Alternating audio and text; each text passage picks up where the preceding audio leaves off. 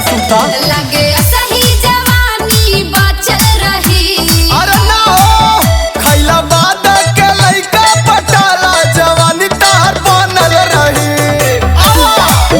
यही लगन में शादी रचाला जवानी तार बनल रही। चला जा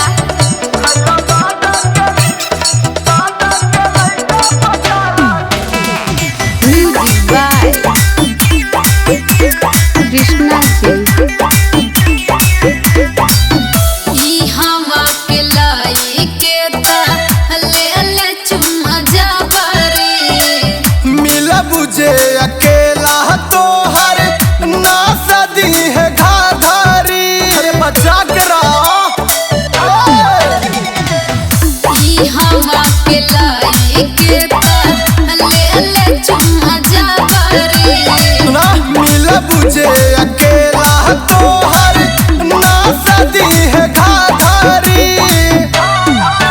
है जवानी के दुख हम कैसे कही। खैला बाद के लइका पटाला जवानी तार बनल रही। देखने के बाद यही लगन में शादी रचाला जवानी तार बनल रही। अरे आ जाना हमरा खलीलाबाद में।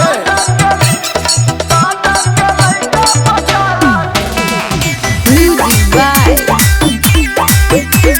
कृष्णा